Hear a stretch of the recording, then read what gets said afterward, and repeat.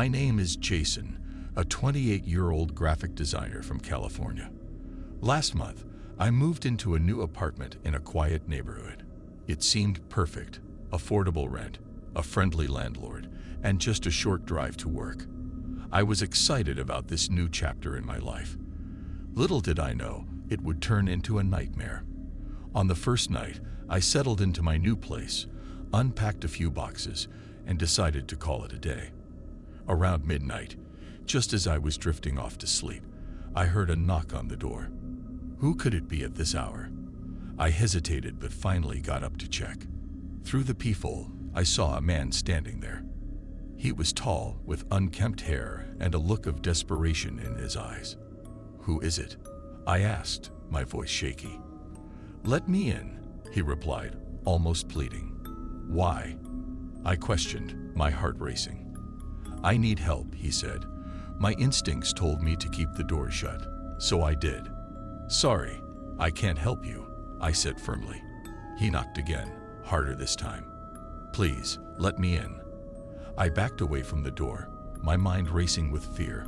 Eventually, the knocking stopped, and I heard him walking away. I tried to brush it off as a one-time thing, maybe someone lost or confused. But I couldn't shake off the unease.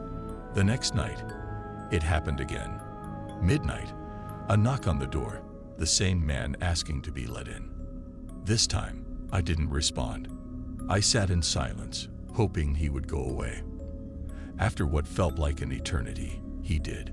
Why was this happening? Who was this man? The third night, I decided to confront him. I grabbed a kitchen knife and waited. At midnight, like clockwork, the knock came. "Who are you?" I demanded through the door. "Please, let me in," he repeated. "Why should I?" I pressed, trying to keep my voice steady. "I need help. I'm trapped," he said, his voice trembling. "Trapped where?" I asked, but there was no response. Just the sound of his breathing on the other side of the door. The next day, I told my landlord about the midnight visitor. He looked concerned but puzzled. "No one else has complained." "Are you sure you're not imagining things?" he asked. "Why would I imagine something like this?" I retorted, feeling frustrated. He promised to look into it, but I could tell he didn't believe me. That night, I stayed up, waiting. Midnight came, and so did the knock. "Let me in," the man pleaded. "Why are you doing this?" I shouted, my fear turning into anger.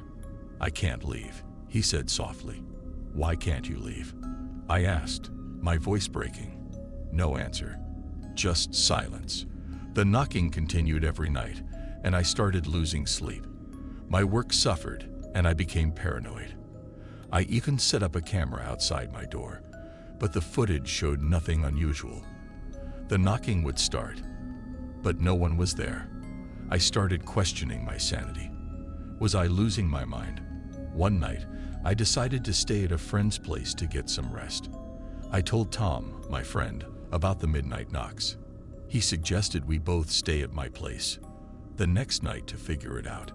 Midnight arrived, and we waited in silence. The knock came, just as before. Tom looked at me, wide-eyed. "You weren't kidding," he whispered. "No, I wasn't," I replied, my voice shaking. Tom decided to open the door this time. As he turned the knob, I held my breath. The door swung open, but no one was there. The hallway was empty. Where did he go? I asked, my heart pounding. "I don't know," Tom said, equally disturbed.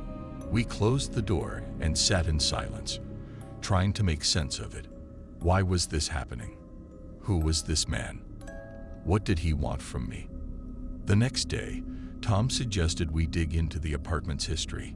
We discovered that a previous tenant, a man named Henry, had disappeared under mysterious circumstances. His neighbors reported hearing strange knocks at midnight before he vanished. The landlord never mentioned it. Why hadn't the landlord told me? Was he hiding something? That night, the knock came again. This time, I felt a strange resolve. I opened the door, determined to confront whatever or whoever it was. The hallway was empty, but a chill ran down my spine.